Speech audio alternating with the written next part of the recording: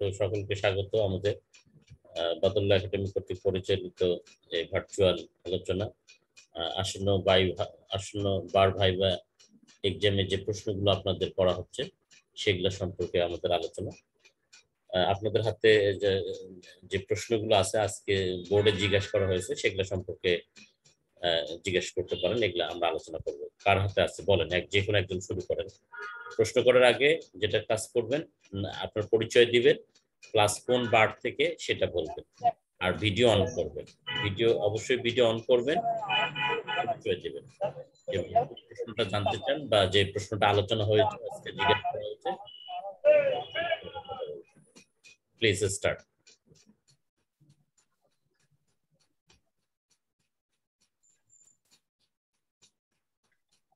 কার কাছে প্রশ্নগুলো আছে? আজকে কি প্রশ্ন জিজ্ঞেস করা হয়েছে?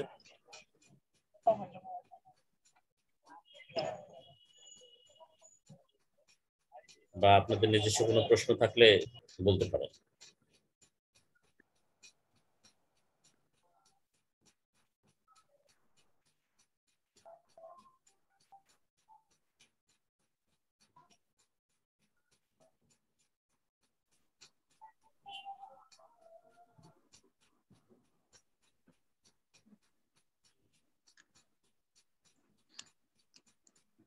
আসসালামু আলাইকুম স্যার।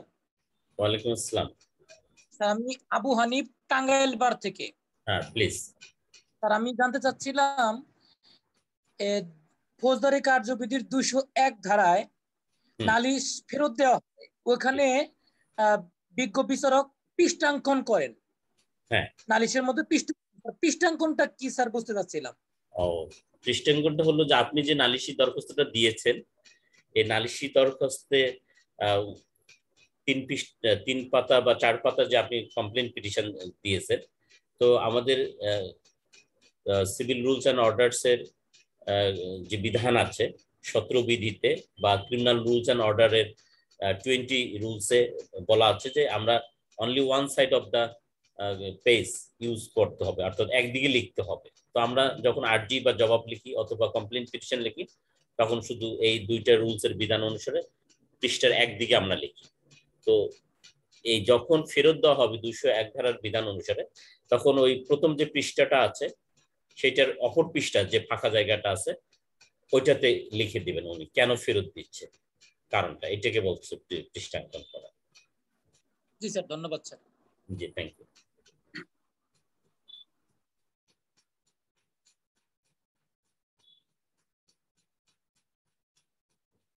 আর আপনাদের কগনিজেন্স সম্পর্কে জিজ্ঞেস করতে পারে। কগনিজেন্স কোড, কগনিজেন্স কে নিতে পারে, কিভাবে কগনিজেন্স হয়, এই প্রশ্নগুলো করতে পারে। আর সিআরপিসির 190 ধারার বিধান অনুসারে 3টি। আসসালামু আলাইকুম স্যার। ইসলাম স্যার আমি শুরুতে ক্ষমা চেয়ে নিচ্ছি, আমার চোখ ফুলে যাওয়ার কারণে স্যার আমি ভিডিওতে শেয়ার করতে পারছি না। আমি একটু পড়ি বলি স্যার। হ্যাঁ জি স্যার, ওই যখন স্যার ওই 302 কিংবা যেগুলো স্যার সেশন জাজ কর্তৃক বিচার্য মামলাগুলো স্যার যখন ট্রায়াল আরএফটি করা হয়, ট্রায়ালের জন্য স্যার কোর্ট দেওয়া হয়, তখন স্যার সেই মামলাগুলোর কগনিজেন্স স্যার কিসে দায়রা জাজ নেবেন নাকি স্যার ওই নিচের যে ম্যাজিস্ট্রেট কোর্ট আছেন উনি নেবেন? ওকে, থ্যাংক ইউ। আপনি কগনিজেন্স সম্পর্কে বলছেন যে আমাদের যে বিদ্যমান যে আইন আছে সিআরপিসির 190 ধারায়, সেখানে বলা হয়েছে যে কগনিজেন্স কে নিতে পারবেন। 190 ধারার বিধান অনুসারে chief judicial magistrate, chief metropolitan magistrate, metropolitan magistrate এবং ম্যাজিস্ট্রেট অফ ফার্স্ট ক্লাস, এদের কথা বলা হয়েছে যে এই ক্যাটাগরির ম্যাজিস্ট্রেটটা কগনিজেন্স নিতে পারবে। আবার বলা হয়েছে কখনো সরকার কর্তৃক বিশেষভাবে ক্ষমতাপ্রাপ্ত সরকার সুপ্রিম কোর্টের সঙ্গে পরামর্শ করে যদি কাউকে স্পেশালি ইম্পাওয়ার্ড করেন তাহলে তিনি কগনিজেন্স নিতে পারবেন। এই ক্যাটাগরির ব্যক্তিগুলো কগনিজেন্স নিতে পারবেন এবং 3 ভাবে কগনিজেন্স নেওয়া যায়। সিএস এর উপর ভিত্তি করে নেওয়া যায়, কমপ্লেন পিটিশনের উপর ভিত্তি করে কগনিজেন্স নেওয়া যায়, আর হলো ম্যাজিস্ট্রেট তার পার্সোনাল নলেজের উপর ভিত্তি করে কগনিজেন্স নিয়ে থাকেন।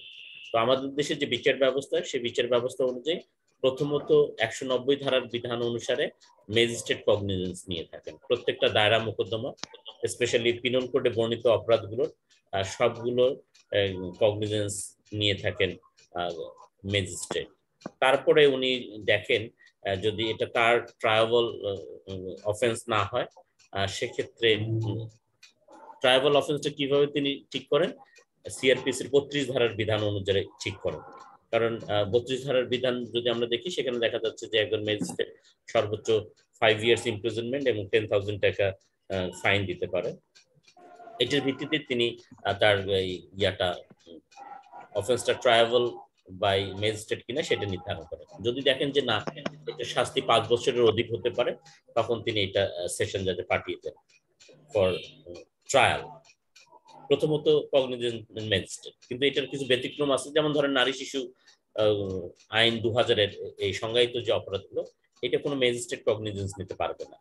জাস্ট ওনার কাছে যখন সিএসটা সাবমিট হবে, উনি সিএসটা জাস্ট গৃহীত করে পাঠিয়ে দেবেন, নারী শিশু ট্রাইব্যুনাল পাঠিয়ে দেবেন। ঠিক একইভাবে এটা আপনাদের কখনো জিজ্ঞেস করতে পারে এক্সেপশন, এটা হলো ওয়ান অফ দ্য এক্সেপশন। তারপর আরেকটা হলো যদি মামলাটা হয় আপনার 1974 সালের বিশেষ ক্ষমতা আইনের অধীনে কোনো মামলা হয়, আর দ্যাট ইজ আর্মস অ্যাক্টের কোনো অপরাধ, অথবা বিস্ফোরক দ্রব্য আইন 1908-এর কোনো অপরাধ, অথবা 74-এর বিশেষ ক্ষমতা আইনের কোনো অপরাধ। এই 3টা আইনের অপরাধ ম্যাজিস্ট্রেট কগনিজেন্স নিতে পারে না, তখন সেশন জাজে ট্রাইব্যুনালে বা সেশন জাজে পাঠিয়ে দেয়। আশা করি আপনাকে উত্তর দিতে পেরেছি।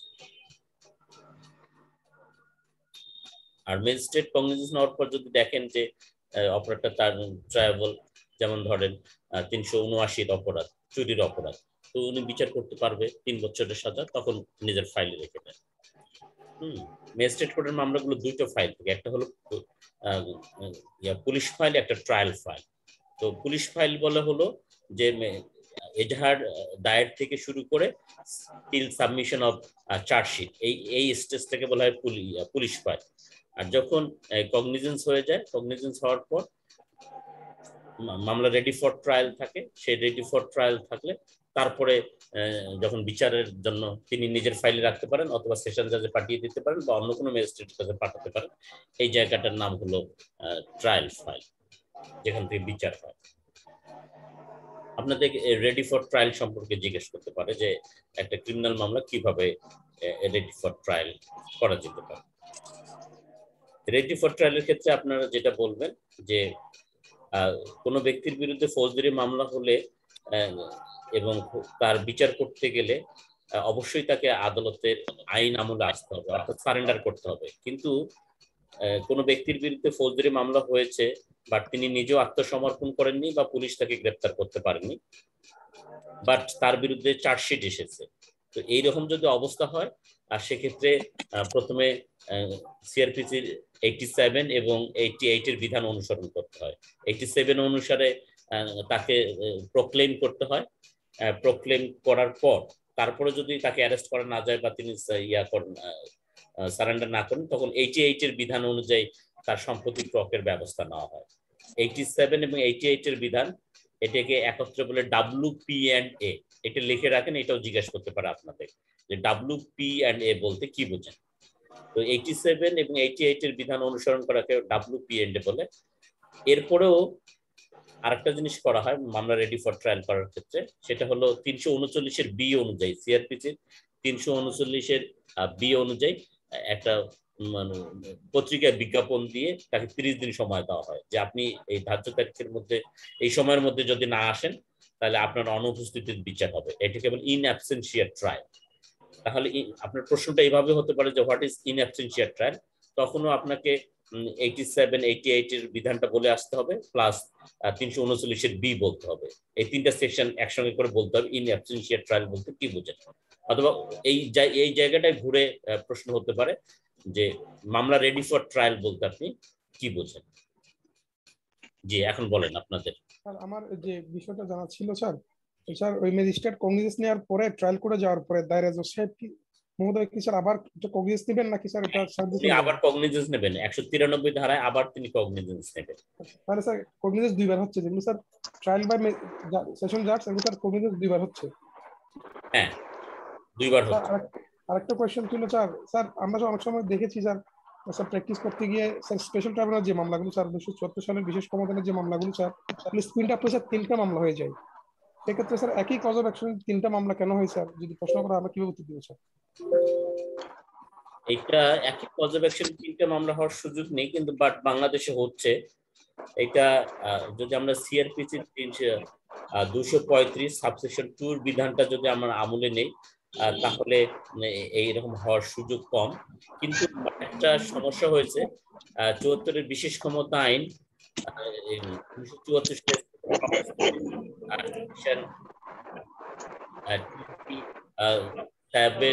সেখানে বলা হয়েছে যে স্পেশাল ট্রাইব্যুনাল এই যে 3টা আইনের অপরাধ, স্পেশাল পাওয়ারস অ্যাক্ট, বিস্ফোরক দ্রব্য আইন এবং আর্মস অ্যাক্ট, এই মোকদ্দমাগুলোর বিচার শুধুমাত্র স্পেশাল ট্রাইব্যুনাল করতে পারবে। তো এখন কোনো ব্যক্তি যদি অস্ত্র নিয়ে ডাকাতি অ্যারেস্ট হয়, তাহলে এখানে 95-তে ডাকাতি মামলা হবে, পেনাল অফেন্স। আবার একই সঙ্গে তার কাছ থেকে যেহেতু অস্ত্র উদ্ধার হয়েছে, এটা আবার স্পেশাল ট্রাইব্যুনালের ট্রাই। তাহলে এই অপরাধ একটা অপরাধ 2 ধরনের অপরাধ হয়েছে, ইলিগাল আর্মস রিকভারি হয়েছে এবং ড্যাকয়েটি হয়েছে। তখন চার্জশিট স্প্লিট আপ হয়ে যায়। তার বিরুদ্ধে আর্মস অ্যাক্টের অধীনে স্পেশাল ট্রাইব্যুনালে তার একটা চার্জশিট দেয়, আর ড্যাকয়েটি, অফেন্স অফ ড্যাকয়েটির জন্য সেশন জাজ একটা চার্জশিট দেয়। এটার কারণ তাহলে 235 সাবসেকশন 2 সিআরপিসির 235 সাবসেকশন 2 এর বিধান আমরা যদি আমলে নেই, তাহলে সেখানে বলা হয়েছে কোন অফেন্সকে যদি একাধিক আইনে অপরাধ হিসেবে সংজ্ঞায়িত করা হয়, তাহলে সিঙ্গেল ট্রায়ালে তার বিচার করা যাবে। যেমন একটা উদাহরণ দেই, যেমন ধরেন ফেন্সিডিলের কথাই চিন্তা করেন। ফেন্সিডিল যদি কেউ ভারত থেকে বাংলাদেশে নিয়ে আসে, তাহলে 3টে আইনের অপরাধ হলো এখানে। 3টা আইন কি কি? এখানে তিনি নার্কোটিক্স কন্ট্রোল অ্যাক্ট 2018 একটা অফেন্স করলেন, যে তিনি মাদকদ্রব্য বাংলাদেশে মানে বিনা লাইসেন্স, পারমিট বা পাশে তিনি পরিবহন করতেছেন, এটা একটা অফেন্স হলো। আবার তিনি ভারত থেকে আনতেছেন, এটা চোরাচার, স্মাগলিং এর অপরাধ হলো, এটা স্পেশাল পাওয়ারস অ্যাক্ট 1925 এর বি ধারার অফেন্স হলো। আবার একই সঙ্গে drug control ordinance 1982 section 8 subsection 2 plus C এর অপরাধ হলো। তাহলে এই সিআরপিসির 235 সাবসেকশন 2টার বিধানটা বলছে যে কোনো অপরাধকে যদি একাধিক আইনি অপরাধ হিসেবে সংজ্ঞায়িত করা হয়, তাহলে সিঙ্গেল ট্রায়ালে বিচার করা যাবে।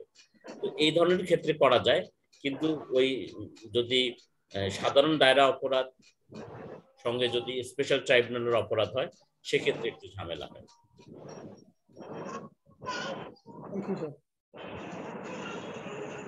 স্যার রোয়েদাত বিষয়ে সালিসিটা স্যার যেগুলো সালিসি রোয়েদাত হয়, সেগুলোর বিষয়ে স্যার আপিল হলে স্যার সেটা জেলা জজ হবে নাকি স্যার হাইকোর্টে হবে? এটা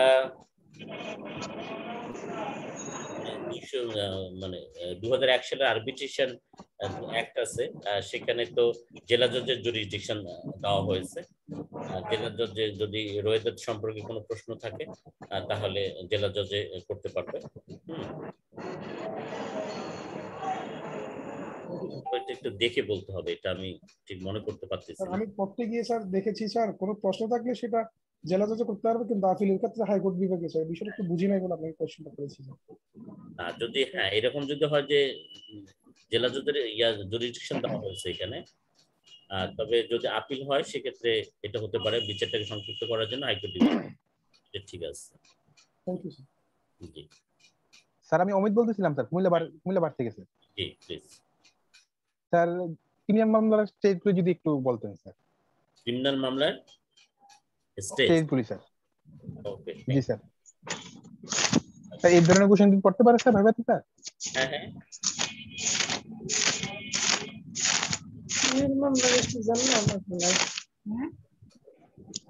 ক্রিমিনাল মামলার স্টেজ গুলো যদি আমরা চিন্তা করি, তাহলে এটাকে আমরা 2 ভাগে বা 3 ভাগে ভাগ করতে পারি। একটা হলো প্রি ট্রায়াল, একটা পোস্ট ট্রায়াল, আর একটা হলো আপনার প্রি ট্রায়াল, ট্রায়াল আর পোস্ট ট্রায়াল, এই 3 ভাগে আমরা ভাগ করতে পারি। তো প্রি ট্রায়ালের ক্ষেত্রে যেমন যদি ক্রিমিনাল মামলার ক্ষেত্রে কি হবে, প্রথমে মামলাটা স্টার্ট হবে with the filing of FIR. অথবা উইথ দা মানে সাবমিশন অফ কমপ্লেন্ট পিটিশন। তাহলে প্রথম স্টেজটা হবে এজাহার অথবা কমপ্লেন্ট পিটিশন, এজাহার অথবা কমপ্লেন্ট পিটিশন, এটা হলো ফার্স্ট স্টেজ। তারপরে এর প্রেক্ষিতে কমপ্লেন্ট পিটিশনের ক্ষেত্রে যদি আদালত কগনিজেন্স না নেন তাহলে এটা তিনি ইনকোয়ারিতে পাঠাবেন। জাহিদুল, আপনি ঠিক বলছেন, সালিস আইন 2001-এর 48 ধারার বিধান অনুসারে হাইকোর্টে আপিল দায়ের করতে হবে। Okay, thank you sir. জি। তো যদি ইনকোয়ারিতে যায় তাহলে সেকেন্ড স্টেজটা হবে submission of inquiry report GR মামলার ক্ষেত্রে। আর জিআর মামলার ক্ষেত্রেও কি বলবো যে সাবমিশন অফ চার্জশিটের জন্য থাকবে। এটা হলো দ্বিতীয় স্টেজ। তৃতীয় স্টেজ হলো অ্যাকসেপ্টেন্স অফ চার্জশিট অথবা অ্যাকসেপ্টেন্স অফ ইনকোয়ারি রিপোর্ট। এরপরে এটা হলো থার্ড স্টেজ। এরপরে চতুর্থ স্টেজ হলো যে এটা মামলাকে তিনি ইয়াতে পাঠাবেন, কি বলে ট্রায়ালে পাঠাবেন। ট্রায়ালে পাঠার আগে চার্জ গঠন হবে, তাহলে চার্জ গঠন হবে ফিফথ স্টেজ। তারপরে হবে রেকর্ডিং অফ এভিডেন্স। যখন অভিযোগ গঠন হয়ে যাবে তারপরে পরের স্টেজটা হলো সাক্ষ্য গ্রহণ। সাক্ষ্য গ্রহণ সমাপ্ত হওয়ার পরে পরের স্টেজটা হলো আপনার আর্গুমেন্ট, সরি ভুল বললাম, 342 ধারার এক্সামিনেশন অফ একিউজড। 342 ধারার এক্সামিনেশন হওয়ার পর কখনো পরের স্টেজটা আর্গুমেন্টসে যাবে অথবা কখনো ডিডব্লিউ তে যাবে। আসামি যদি ডিডব্লিউ দিতে চায় তাহলে ডিডব্লিউ দিকে যাবে, আর যদি ডিফেন্স উইটনেস না দেয় তাহলে আর্গুমেন্টসে থাকবে। আর্গুমেন্টস এর পরের স্টেজটা হলো আমাদের রায় প্রকাশ। তাহলে বিফোর ফ্রেমিং অফ চার্জ এটা প্রি ট্রায়াল স্টেজ বলে। তারপরে ট্রায়াল স্টেজ হলো রেকর্ডিং অফ এভিডেন্স, তারপরে এক্সামিনেশন আন্ডার সেকশন 342, তারপর হলো আর্গুমেন্টস, রায়, প্রনাউন্সমেন্ট অফ জাজমেন্ট। এটা হলো ট্রায়াল স্টেজ। তারপরে হলো pre trial, post trial proceeding. এটা যেমন ধরেন যদি হত্যা মামলা হয়, হত্যা মামলার ক্ষেত্রে উইথ 7 ডেজের মধ্যে আপিল হতে হবে, আর সেক্ষেত্রে নথিটা সাবমিট করতে হয় 374 ধারার বিধান অনুসারে। এটা প্রশ্ন আসতে পারে কখনো আপনাদের।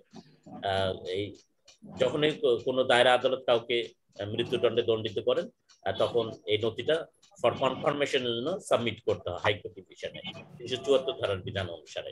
তাহলে এটা একটা পোস্ট ট্রায়াল প্রসিডিং। অথবা কোনো গর্ভবতী মহিলা যদি দণ্ডিত করা হয় তাহলে তার দণ্ডটা স্থগিত করার জন্য তিনি হাইকোর্টে অ্যাপ্লিকেশন করতে পারেন 388 ধারার বিধান অনুসারে। অথবা যদি চেক ডিজনের মোকদ্দমা হয় তাহলে ফাইনটা রিয়ালাইজেশন তিনি অ্যাপ্লিকেশন করতে পারেন। তাহলে অথবা সাজা স্থগিত, রেমিট অথবা সাসপেনশনের জন্য সিআরপিসি 401 ধারার বিধান অনুসারে ইয়া করা যায়। যেমন আমরা মামলায় দেখেছি যে সরকারের কাছে একটা অ্যাপ্লিকেশন করা হয়েছে এবং সরকার সেটা বিবেচনায় নিয়েছেন। এগুলোকে বলা হয় পোস্ট ট্রায়াল প্রসিডিং। ঠিক মামলা একই ধরনের প্রসিডিংস হতে পারে। These are the stages of a criminal trial. তাহলে প্রথমে হলো এজাহার দায়ের, তারপরে হলো তদন্ত, তারপরে তদন্ত রিপোর্ট দাখিল, আর তারপরে হলো আপনার ফ্রেমিং অফ চার্জ এবং সাবমিশন অফ চার্জশিট। এর মাঝখানে কখনো কখনো ওই WP&A আসতে পারে, সবসময় আসবে not that, ready for trial করার জন্য।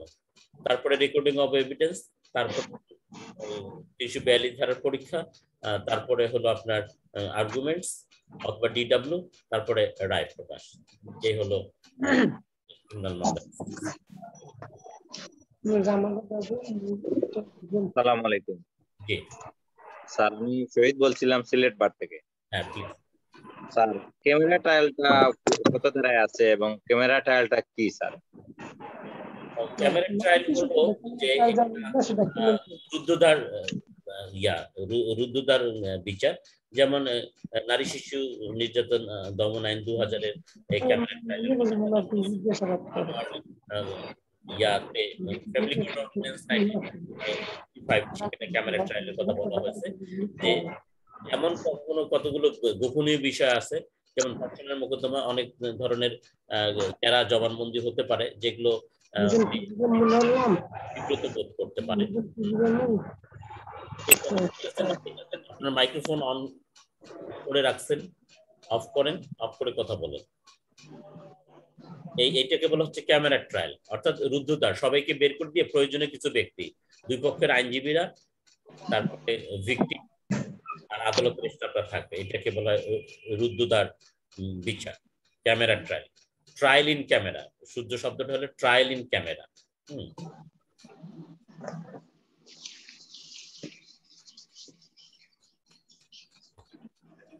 তারপর আর কে কিছু বলবেন? স্যার বাধ্যতামূলক নিষেধাজ্ঞা কখন স্যার মঞ্জুর করেন? বাধ্যতামূলক নিষেধাজ্ঞার আবেদন কম করা হয় স্যার। বাধ্যতামূলক নিষেধাজ্ঞা আসলে এটা এসআর একটা সেকশন 55 এর বিধান অনুসারে ইয়া করা হয়, বা ম্যান্ডেটরি ইনজাংশন। ম্যান্ডেটরি ইনজাংশন তো এটা অনেক বড় লম্বা আলোচনা, অত আলোচনা হয়তো আমি যাব না। যদি আপনার বিবাদীর কোনো কাজ করার আইনগত বাধ্যবাধকতা থাকে, বাট তিনি সেটা করেননি, সেক্ষেত্রে মাত্র ম্যান্ডেটরি ইনজাংশন চাওয়া যাবে। একটা উদাহরণ দেই, যেমন ধরুন কোনো ব্যক্তি যদি মিউনিসিপ্যালিটি এলাকায়, শহর এলাকায় বাড়িঘর করে, তাহলে তাকে he is to leave space 2 feet, মানে 2 feet space from his boundary. এই চতুর্সীমানায় তাকে 2 ফিট জায়গা ছেড়ে দিতে হবে। কিন্তু এই 2 ফিট জায়গা ছেড়ে না দিয়ে যদি কেউ মিউনিসিপ্যালিটি এলাকায় বসত বাড়ি নির্মাণ করেন, তাহলে ইমারত নির্মাণ আইন 1952 ধারার একটা সেকশনের বিধান অনুযায়ী তিনি তার লিগ্যাল অব্লিগেশনটা ব্রিজ করলেন। তো আপনার প্রতিবেশী যদি এরকম তার আইনগত বাধ্যবাধকতা ছিল যে উনি যখন বাড়ি করবেন তখন সীমানা থেকে 2 ফিট জায়গা ছেড়ে দিবেন, কিন্তু 2 ফিট জায়গা ছেড়ে দিলেন না, অর্থাৎ আইনগত বাধ্যবাধকতা, লিগ্যাল অব্লিগেশনটা তিনি ব্রিজ করলেন, সেই ক্ষেত্রে he may go to the court to have a mandatory injunction to collapse down the boundary wall. Boundary ওয়ালটা ভেঙে দেওয়ার জন্য আপনি ম্যান্ডেটরি ইনজাংশন চাইতে পারবেন 55 ধারার বিধান অনুসারে। এখানে অবশ্যই বিবাদের একটা লিগ্যাল অব্লিগেশন থাকতে হবে। স্যার আসসালামু আলাইকুম। ওয়ালাইকুম আসসালাম। স্যার আমার একটা কোশ্চেন ছিল, ছোট কোশ্চেন। আপনার পরিচয় দেন, আপনি কোন জেলা থেকে বা কোন বার থেকে? স্যার আমি আব্দুর রাজ্জাক, আমি ইন্টিমেশন জমা দিয়েছি ঢাকা বার অ্যাসোসিয়েশন। স্যার আমার কোশ্চেনটা হচ্ছে যে আমরা যদি আমাকে জিজ্ঞেস করা হয় যে ছাপাই সাক্ষীটা এটা কত দাঁড়ায়, আমরা কি 342 বলবো নাকি 340 বলবো? 340 বলতে হবে, 340 তে বলতে হবে। 340 তে ছাপাই সাক্ষীর কথা বলা আছে যে আপনার অর্থাৎ আসামি তার নিজের মামলায় সাক্ষী হতে পারবে, সেটা বলা হচ্ছে 340।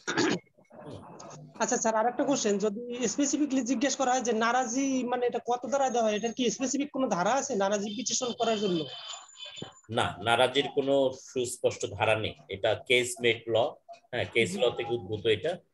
সিআরপিসি বা অন্য কোনো প্রচলিত কোনো আইনে এই সংক্রান্ত কোনো বিধিবদ্ধ আইন নেই। সেটাই স্যার, অনেকে বলে যে নারাজি 200 ধারায় 200 ধারায়, এটা তো আসলে 200 ধারায় নারাজি বলতে কোনো শব্দ নাই। না না, 200 ধারায় তো হলো এক্সামিনেশন অফ কমপ্লিট। জি স্যার, বাদী জবানবন্দি। হ্যাঁ, thank you sir. Okay, thank you.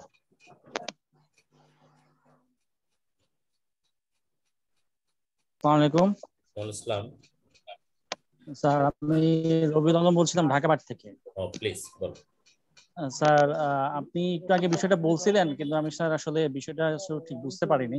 এটা হচ্ছে স্যার যে একজন ডাকাতি করতে যেয়ে স্যার মানে অস্ত্রসহ ধরা পড়লো স্যার, তাহলে সেই ক্ষেত্রে স্যার মামলার এজাহার হবে একটা, এফআইআর হবে একটা। স্যার চার্জশিট কি স্যার মানে দুটোর জন্য আলাদা দুটো চার্জশিট হবে নাকি একটা চার্জশিট হবে?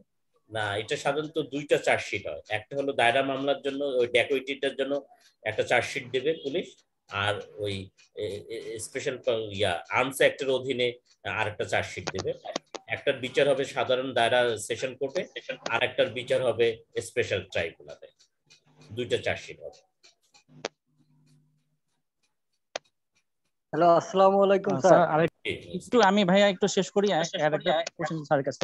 হ্যাঁ স্যার 342 সম্পর্কে স্যার জানতে চাচ্ছি স্যার, যদি 342 ধারা আমাদেরকে জিজ্ঞেস করে তাহলে আমরা স্যার কতটুকু বা কি বলবো যে 342 সম্পর্কে? 342 ধারার সম্পর্কে বলবেন যে এখানে এই ধারাটার শিরোনাম হলো পাওয়ার অফ মানে এক্সামিনেশন অফ একিউজড, আসামি পরীক্ষার ক্ষমতা আদালতকে দেওয়া হয়েছে। 342 ধারায় আসামি পরীক্ষার ক্ষমতা দেওয়া হয়েছে। তো আদালত আসামিকে কিভাবে পরীক্ষা করবেন? এখানে আদালত তাকে under what circumstances he has been compelled to commit the offence, কোন পরিস্থিতিতে তিনি অফেন্সটা করেছিলেন, হ্যাঁ, এইটা বলতে বলবেন। আরেকটা হলো মানে আত্মপক্ষ সমর্থন যেটা, আর হলো আরেকটা জিনিস সেখানে আছে 342 ধারায়, two attract the attention of the accused to the incriminating part of the evidences led by the prosecution, অর্থাৎ রাষ্ট্রপক্ষ থেকে যে সাক্ষ্যগুলো উপস্থাপন করা হয়েছে সেই সাক্ষ্যের দোষারোপমূলক অংশ, ইনক্রিমিনেটিং পার্ট অফ দ্য এভিডেন্সে আসামির দৃষ্টি আকর্ষণ করা। এটা কি রকম? যে ধরেন রাষ্ট্রপক্ষ 5 জন বা 10 জন সাক্ষীর সাক্ষ্য উপস্থাপন করেছে, তাকে বলতে হবে যে PW1 বলছে যে আপনি মোবাইলটা চুরি করেছেন ফর এক্সাম্পল, বা PW2 বলছে যে আপনাকে মোবাইলটা বাজারে বিক্রি করতে দেখেছে, বা PW বলছে যে হঠাৎ করে আপনার কাছে কিছু টাকা পয়সা হয়েছে, এটা দিয়ে আপনি নতুন কিছু কিনছেন। these are the incriminating part of the evidences। এইভাবে দৃষ্টি আকর্ষণ করতে হবে, যেটা বাংলাদেশের বিচার ব্যবস্থায় কোথাও নাই। এমনি শুধু পিপি সাহেবরা বলে যে আপনি 10 জন সাক্ষ্য শুনছেন, আপনি দোষীকে নির্দোষ, ইট ইজ টোটালি রং। আইনে যেভাবে আছে সেভাবে বাংলাদেশের বিচার ব্যবস্থা এটা হয় না। আইনে 342 ধারায় যে জিনিসটা আছে, এইভাবে ইনক্রিমিনেটিং পার্ট অফ দ্য এভিডেন্সেস, এখানে আসামির দৃষ্টি আকর্ষণ করতে হবে। এই বিষয়ে আপনার কি বক্তব্য, এই বক্তব্যটা নিতে হবে। তারপরে বলতে হবে যে আপনি এই বিষয়ে আর কি বলতে চান। যেমন শায়েখ আব্দুর রহমান ওই জঙ্গি মামলায় তিনি 2 ঘন্টা কথা বলছিলেন, হ্যাঁ, অথবা আপনি এখানে লিখিতও দিতে পারেন, কিন্তু এগুলো বাংলাদেশের কোর্ট কাছারিতে প্রচলন নাই। এখানে আসামির কথা বলার একটা চমৎকার সুযোগ আছে, যে তিনি কোন পরিস্থিতিতে অপরাধটা করেছিলেন, কেন করেছিলেন ইত্যাদি নাইসিটিস গুলো তার আত্মপক্ষ সমর্থনের সুযোগ আছে। কিন্তু দুর্ভাগ্যভাবে বাংলাদেশের বিচার ব্যবস্থা এটা গড়ে ওঠে নাই। আর তৃতীয় যে প্রশ্নটা করা হয় যে আপনি ছাপাই সাক্ষী দিবেন কিনা, আপনি ছাপাই সাক্ষী দিবেন কিনা, এই 3টা প্রশ্ন করা হয়। প্রথম প্রশ্নটা করা হয় যে এতজন সাক্ষীর সাক্ষ্য উপস্থাপন করা হয়েছে, এই সাক্ষ্যের ব্যাপারে আপনার কোনো বক্তব্য আছে কিনা, আপনি আদালতকে কিছু বলবেন কিনা, এটা সেকেন্ড কোশ্চেন করা হয়। আর বলা হয় যে আপনি ছাপাই সাক্ষী দিবেন কিনা। অর্থাৎ এই সেকশনটাতে মেইনলি বলা হয়েছে আসামিকে পরীক্ষা করার জন্য, কিন্তু আসলে ওই যে উদ্দেশ্যে এটা করা হয়েছিল, এই উদ্দেশ্যে এই আমাদের বিচার ব্যবস্থা সেটা হচ্ছে না। এবং এখানে যদি সে কোনো প্রশ্ন উত্তর না দেয় বা এখানে শপথ নিয়ে তাকে কিছু বলতে হবে না, তিনি যা খুশি তাই বলতে পারবেন। কিন্তু এখানেও ঠিক ওই চার্জ গঠনের সময় যে প্রশ্নটা করা হয় যে আপনার বিরুদ্ধে অমুক আইনের এত ধারায় অপরাধ বিচারার্থ গ্রহণ করা হলো, আপনি দোষী কি নির্দোষ, ঠিক একই কথাটা আবার 342 ধারায় বলা হয়। এই দুইটা এই 342 ধারার এক্সামিনেশনটা আমাদের দেশে ভুলভাবে করা হয়। কিন্তু এখানে তাকে 3টা প্রশ্ন করতে হবে, two draw his attention to the ইনক্রিমিনেটিং part of the evidence, সুন্দর করে বলতে হবে। তারপরে বলতে হবে এই বিষয়ে আপনার কোনো বক্তব্য আছে কিনা, আর তৃতীয়ত বলতে হবে আপনি ছাপাই সাক্ষী দিবেন কিনা। স্যার আসসালামু আলাইকুম। স্যার আমার একটা প্রশ্ন ছিল, সেটা স্যার নালিশি মামলা আপনি মাইক্রোফোন অনুযায়ী শুরু হয়, আপনি ভিডিও অন করেন, পরিচয় দেন, প্রশ্ন করে রাখেন। স্যার আমি মাহফুজ বলতেছিলাম, পঞ্চগড় বাদ থেকে বলতেছিলাম স্যার। হ্যাঁ প্লিজ। স্যার আমার প্রশ্নটা হইলো স্যার, নালিশি মামলা কোন ধারা অনুযায়ী শুরু হয়? নালিশি মামলা কোন ধারা অনুযায়ী শুরু হয়? 200 ধারা। নালিশি মামলার 200 ধারা এক্সামিনেশন হয়, ম্যাজিস্ট্রেট এক্সামিন করে, আর কগনিজেন্স হয় 190 ধারার বিধান অনুসারে। আর কমপ্লেইন্ট পিটিশনের সংজ্ঞা দেওয়া হয়েছে আপনার সেকশন 4 এ। সেখানে বলা হয়েছে ধর্তব্য এবং অধর্তব্য যে কোনো অপরাধের জন্য আপনি কমপ্লেইন্ট পিটিশন দায়ের করতে পারবেন। নালিশি মামলা যে প্রতিবেদনের জন্য দেওয়া হয় স্যার, এই প্রতিবেদনটা কত ধারায় দেওয়া হয়েছে? এটা হলো 202 ধারায় দেওয়া হয়। Thank you sir. 202 ধারা। আসসালামু আলাইকুম স্যার। হ্যাঁ, ভিডিও অন করে পরিচয় দেন আগে প্রশ্ন করার আগে। বরিশাল বার থেকে বলছি স্যার। হ্যাঁ। আমার একটি কোশ্চেন হচ্ছে, আমাদের যে সিআরপিসির 174 দ্বারা ইউডি কেস সম্পর্কে বলা হয়েছে। ইউডি কেসে আমরা সাধারণত জানি আনন্যাচারাল ডেথ কেস। হ্যাঁ, আমি অন্য একটা জায়গায় আজকে দেখলাম স্যার যে আনন্যাচারাল আনআইডেন্টিফাইড ডেথ কেস এইরকম এটাও বলা হয়। এখন আমার কোশ্চেন হচ্ছে, আমাদের জিজ্ঞেস করলে মূলত স্যার কোনটা বলবো? এটা আপনাকে আনন্যাচারাল ডেথ কেস বলতে হবে। আনন্যাচারাল কেন বলবেন? আনআইডেন্টিফাইড না, আনন্যাচারাল মানে অস্বাভাবিক পন্থায়। যেমন 174 যদি আমরা দেখি, সেখানে বলা হয়েছে কোনো ব্যক্তি যদি সুইসাইড করে, এটি কিন্তু ন্যাচারাল না। হ্যাঁ, কোনো ব্যক্তি যদি কোনো মেশিনারিতে কাজ করতে গিয়ে মারা যায়, অথবা কোনো ব্যক্তি যদি পশুর আঘাতে মারা যায়, হ্যাঁ, অথবা কোনো ব্যক্তি যদি মানে অজানা কারণে মারা যায়, এই জন্য শব্দটা হবে আনন্যাচারাল, আনআইডেন্টিফাইড না। এটা অবশ্যই হবে আনন্যাচারাল, এগেইনস্ট দ্য নেচার। ধন্যবাদ। জি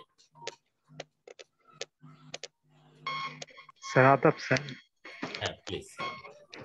স্যার, আমি ময়মনসিংহ বার থেকে বলছিলাম স্যার, আমার নাম অসীম কুমার বসাক। জি প্লিজ। স্যার, আমার একটা কোশ্চেন ছিল, গত ভাইভা বোর্ডে একটা কোশ্চেন করা হয়েছিল যে দেওয়ানি মামলা খুঁজে। আপনাকে ভালো শোনা গেল না, আবার যদি কাইন্ডলি একটু বলেন। স্যার, ওই একটা প্রশ্ন করা হয়েছিল ভাইভা বোর্ডে যে ওই দেওয়ানি মোকদ্দমা কত প্রকার? দুই প্রকার। এই দেওয়ানি মোকদ্দমার একটা প্রকার গত 2 ক্লাসে আমরা এখানে আলোচনা দেখছি, অনেকে জিজ্ঞেস করছেন। দেওয়ানি মোকদ্দমার কোনো প্রকার নেই। দেওয়ানি মোকদ্দমা হতে পারে যে কত ধরনের অধিকার নিয়ে দেওয়ানি মোকদ্দমা হতে পারে। দেওয়ানি মোকদ্দমা ধরেন আপনার কন্ট্রাকচুয়াল রাইট নিয়ে হতে পারে। দেওয়ানি মোকদ্দমা আপনার ম্যাট্রিমোনিয়াল রাইট নিয়ে হতে পারে। দেওয়ানি মোকদ্দমা আপনার পজিশন নিয়ে হতে পারে। দেওয়ানি মোকদ্দমা মানে রিচুয়াল মানে রিলিজিয়াস রিচুয়াল নিয়ে হতে পারে। দেওয়ানি মোকদ্দমা আপনার প্রপার্টি রাইট নিয়ে হতে পারে। দেওয়ানি মোকদ্দমা আপনার প্রোপ্রাইটরি রাইট নিয়ে হতে পারে। হ্যাঁ, তারপরে আপনার ইনসলভেন্সি ম্যাটারে হতে পারে, অ্যাডমিরালটি হতে পারে। হ্যাঁ, এগুলো হয়তো বলা যেতে পারে। এক্ষেত্রে কি স্যার আমরা এই ক্ষেত্রে কি আমরা যদি সম্পত্তি ও পদের অধিকার এই দুই প্রকার বললে তো হবে স্যার? না না, সিভিল মামলার কোনো প্রকারভেদ নাই। এগুলো বিভিন্ন ধরনের অধিকার নিয়ে সিভিল মামলা হয়। সিভিল মামলা কত প্রকার, এটার কোনো প্রকার হতে পারে না। সিভিল মামলা সিভিল তো সিভিল, এগুলো অধিকার সম্পর্কিত। স্যার, এই দুই অধিকার নিয়ে মামলা হয়, এটা বললে হবে স্যার? হ্যাঁ হ্যাঁ, সম্পত্তি ও পদের অধিকার নিয়ে মামলা হয়, এটা বললে হবে কি স্যার? এগুলো ছাড়াও হবে আরো তো সম্পত্তি আর পদের অধিকার ছাড়া, যেমন কন্ট্রাকচুয়াল রাইট, এটা তো সম্পত্তির মধ্যে পড়লো না, পদের মধ্যে পড়লো না। তারপরে আপনার ম্যাট্রিমোনিয়াল রাইট, আপনি যে 2 প্রকার বললেন তার মধ্যে কোনোটাই পড়লো না। আচ্ছা স্যার। স্যার, ওই সিজেএম মানে চিফ জুডিশিয়াল ম্যাজিস্ট্রেট এবং সিএমএম মহানগর এলাকায় চিফ মেট্রোপলিটন ম্যাজিস্ট্রেট, এবং আমরা যে নরমালি যে সিআর মামলাগুলো দায়ের করি, এগুলো স্যার প্রথম শ্রেণীর ম্যাজিস্ট্রেট অথবা জুডিশিয়াল ম্যাজিস্ট্রেটের কাছে করি। তো ওই যদি সিজেএম এ সরাসরি করতে চাই, তাহলে এটা কোনো কি আলাদা কোনো যে বিশেষ আইন অপরাধের ধারা অনুযায়ী করতে হবে নাকি না ওই 31 ধারা এবং 32 ধারা যে ক্ষমতা দেওয়া আছে ওই ক্ষমতা অনুযায়ী করবো স্যার? সিআর মামলা দায়ের হবে আপনার আমলি আদালতে। আমলি আদালত কে প্রিজাইড করতে পারবে? 190 ধারার বিধান অনুসারে আমলি আদালত প্রিজাইড করতে পারবে সিজিএম, সিএমএম, মেট্রোপলিটন ম্যাজিস্ট্রেট এবং ম্যাজিস্ট্রেট অফ ফার্স্ট ক্লাস, এই 4 জন। হ্যাঁ, তারা আমলি আদালত পরিচালনা করতে পারবে। এখন যদি কোনো চিফ জুডিশিয়াল ম্যাজিস্ট্রেট আমলি আদালত পরিচালনা করেন, প্রিজাইড করেন, তাহলে সরাসরি তার কাছে গিয়ে করা যাবে। আর যদি তিনি আমলি আদালত প্রিজাইড না করেন, তাহলে তার কাছে মামলা দায়ের করার কোনো সুযোগ সিআরপিসিতে নেই। স্যার, এই সংক্রান্ত স্যার কোনো অব্লিগেশন আছে স্যার? আমরা দেখি স্যার সিএমএম কোর্ট কখনো স্যার আমল কিছু করেন না স্যার, কিন্তু ট্রায়ালের মামলাগুলো করেন। এক্ষেত্রে কোনো নিয়ম আছে কি স্যার? হ্যাঁ হ্যাঁ, ওনার ইচ্ছা, উনি আমলি আদালত ডিস্ট্রিবিউট করে দিবেন অন্য ম্যাজিস্ট্রেটদের, অথবা তিনি নিজে নিতে পারবেন, কোনো অসুবিধা নেই। কিন্তু কোনো অব্লিগেশন নাই যে ওনাকে করতে হবে।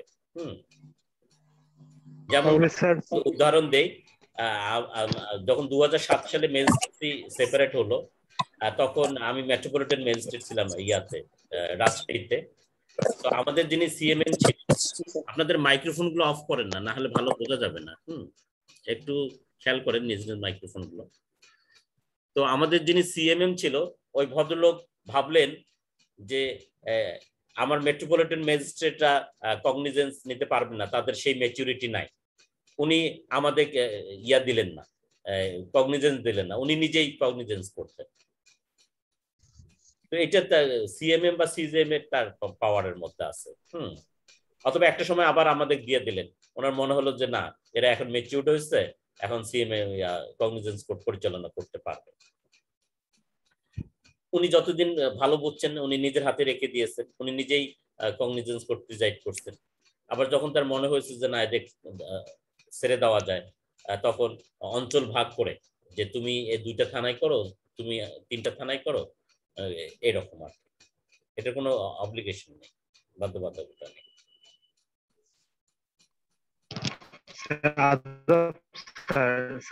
আমার কাছে যেটা সবচেয়ে সমস্যা লাগে যে প্রথম শ্রেণীর ম্যাজিস্ট্রেট 5 বছর পর্যন্ত আর কি অপরাধগুলো বিচার করে থাকেন, আর বাকি 10 বছরের পর্যন্ত যুগ্ম দায়রা জজ করে থাকেন। কিন্তু ওই সিজেএম আদালতে আমরা যে মামলা দায়ের করবো, এটার কোনো মানে এখতিয়ার সম্বন্ধে কোনো ধারা? আপনি অপরাধটা বিবেচনা করে করবেন। সিআর মামলা আপনি কগনিজেবল অফেন্সের করতে পারেন, নন কগনিজেবল অফেন্সের করতে পারেন। তখন আপনার কোনো মানে সাজার দিক থেকে কোনো বিবেচনায় আপনার আসার সুযোগ নেই। এইটা যখন কগনিজেন্স হয়ে যাবে, যখন রেডি ফর ট্রায়াল হবে, তারপরে ম্যাজিস্ট্রেট বিবেচনা করবে যে এই অফেন্সটা যে আমি কগনিজেন্স নিলাম, whether it is exclusively triable by magistrate or exclusively triable by session judge। যদি exclusively triable by magistrate হয় তাহলে তিনি নিজের কাছে রেখে দেবেন, আর যদি exclusive trial by session court হয় তাহলে সেখানে পাঠিয়ে দেবেন। এতে মামলা দায়েরের সময় আপনার এই বিবেচনা নেওয়ার কোনো সুযোগ নেই, দরকার নেই। স্যার একটা প্রশ্ন ছিল, ভাড়াটিয়া ভাড়া না দিলে কি মামলা করব? ভাড়া না দিলে আপনি স্মল কজেস কোড অ্যাক্ট 1887 এর অধীনে ভাড়াটিয়া উচ্ছেদের মামলা করতে পারবেন। স্যার আসসালামু আলাইকুম। জি ওয়ালাইকুম আসসালাম। স্যার আব্দুর রাজ্জাক, ঢাকা বার। হ্যাঁ প্লিজ। স্যার আমি জানতে চাচ্ছিলাম স্যার, দুটি মামলার বিচার যদি একাত্রে হয় বা একাত্রে চলে তাহলে সেটাকে তখন কি বলা হয়? দুটো মামলার বিচার কাজ যদি একাত্রে চলে, হ্যাঁ একসাথে যদি চলে, মানে পাশাপাশি নাকি একত্রে? জি স্যার পাশাপাশি। একত্রে যদি চলে এটার নাম হলো অ্যানালগাস ট্রায়াল, আর যদি পাশাপাশি চলে আপনার কথা অনুসারে সেটাকে বলে সাইমালটেনিয়াস ট্রায়াল। আচ্ছা, দুটো মামলার জাজমেন্ট কি একাত্রে হয় কখনো? এইটা যখন অ্যানালগাস ট্রায়ালের বিধান ছিল তখন একটা জাজমেন্ট হতো, দুইটা নথিতে ট্রান্সফার হতো। ওই ডিসিশন চেঞ্জ হয়ে গেছে, ওই কেস লটা চেঞ্জ হয়ে গেছে, এখন আসছে হলো সাইমালটেনিয়াস ট্রায়াল, পাশাপাশি। এখন দুটো মোকদ্দমা যদি হয়, একই পক্ষদের মধ্যে যদি একাধিক মোকদ্দমা হয় একই নালিশি বিষয়বস্তু নিয়ে, তখন এটাকে বলা হচ্ছে সাইমালটেনিয়াস ট্রায়াল। তখন দুইটা মোকদ্দমায় আলাদা আলাদা সাক্ষ্য হবে, আলাদা আলাদা আর্গুমেন্টস হবে, আলাদা আলাদা জাজমেন্ট হবে। আদালত শুধু দেখবে যে যেন কনফ্লিক্টিং কোনো জাজমেন্ট না হয়। এটা হলো simultaneous trial. Thank you sir. আসসালামু আলাইকুম স্যার। স্যার আমি লক্ষ্মীপুরবাদ থেকে বলছি স্যার। হ্যাঁ প্লিজ। স্যার আমি জানতে চাচ্ছি যে এই যে বিভিন্ন জুরিসডিকশন গুলি স্যার, এই যে সহকারী জজ থেকে জেলা জজ পর্যন্ত স্যার, এটা কত টাকা করে এখতিয়ার স্যার, এটা একটু যদি বলেন। Okay thank you. এটা হলো সিভিল কোর্টস অ্যাক্ট 1887 এর সেকশন 19 এ এই বিধানটা দেওয়া হয়েছে। সেখানে বলা হয়েছে সহকারী জাজের আর্থিক এখতিয়ার বর্তমান আইন অনুসারে 15 লাখ টাকা পর্যন্ত, আর সিনিয়র সহকারী জাজ হলো 25 লাখ টাকা মূল্যমানের তিনি বিচার করতে পারবেন, আর যুগ্ম জেলা জজ তিনি 25 লাখ টাকার ঊর্ধ্বে আনলিমিটেড মূল্যমানের বিচার করতে তিনি পারবেন। তবে এটার আপিলের ক্ষেত্রে যদি স্যার এখানে একটা প্রশ্ন ছিল স্যার,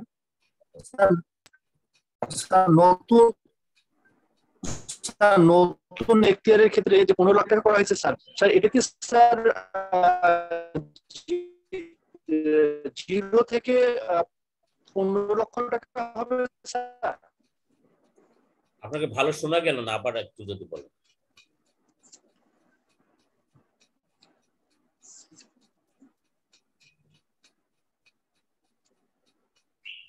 স্যার স্যার আসসালামু আলাইকুম।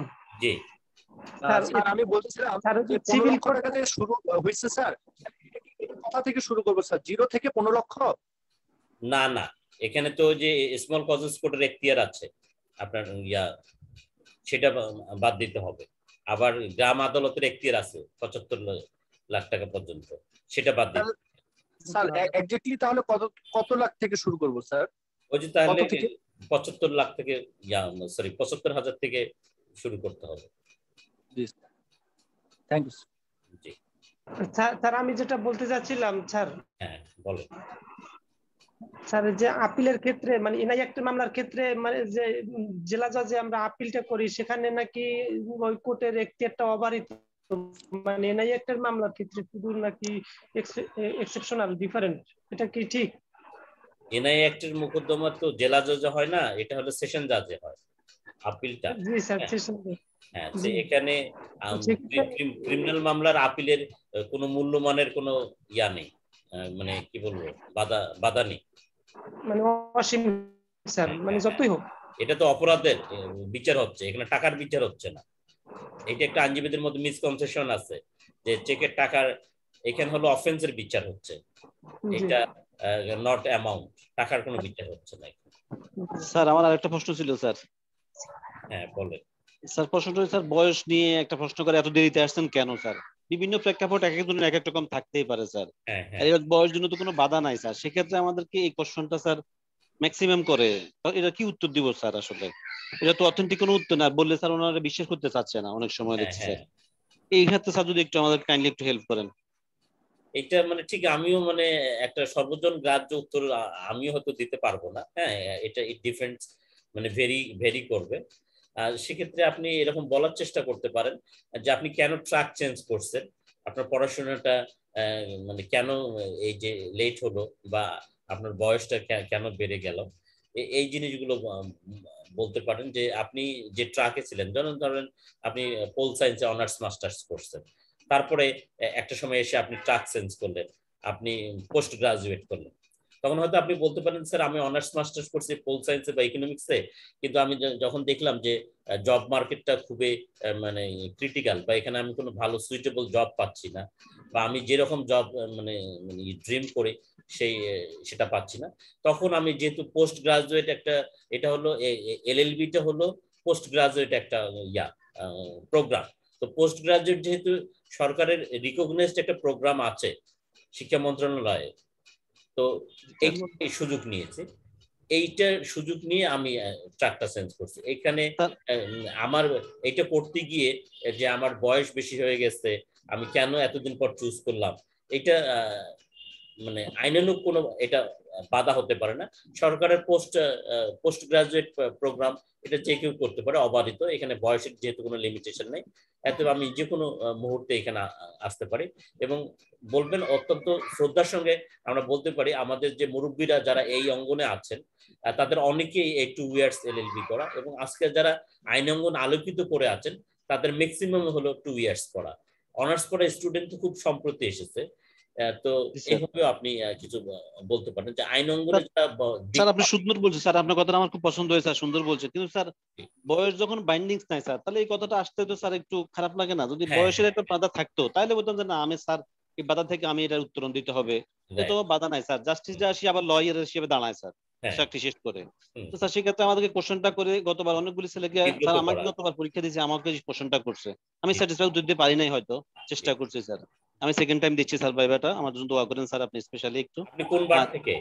আমি স্যার লক্ষ্মীপুর বার থেকে। ওকে ঠিক আছে, জি স্যার আরেকটা প্রশ্ন ছিল স্যার। হ্যাঁ প্লিজ। ক্রিমিনাল মামলার ট্রায়াল স্টেজ কখন শুরু হয়? ট্রায়াল স্টেজ তো with the framing of charts শুরু হয় ট্রায়াল স্টেজ। তাহলে মাহফুজ আপনি অন্যদিকে একটু সুযোগ দেন, কেউ যদি প্রশ্ন করতে চায়। স্যার আমার আরেকটা কোশ্চেন ছিল স্যার। বলেন।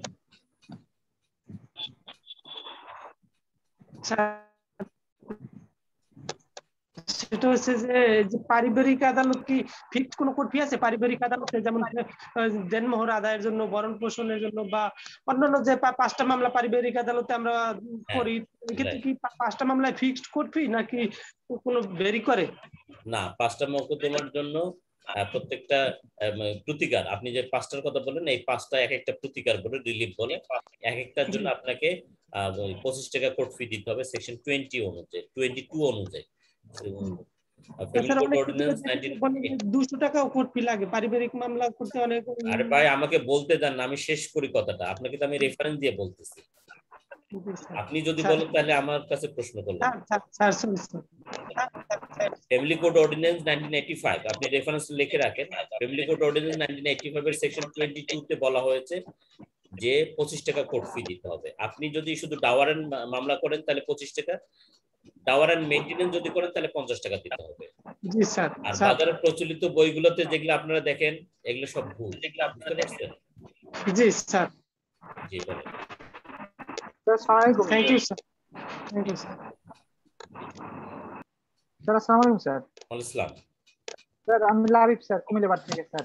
স্যার ক্রিমিনাল মামলায় কোনো ইনজেকশন আছে কি স্যার? হ্যাঁ হ্যাঁ, ক্রিমিনাল মামলায় কোনো ইনজেকশন আছে কি স্যার? ক্রিমিনাল মামলায় কোনো, আমি বুঝতে পারিনি আপনাদের। Injunction sir, injunction.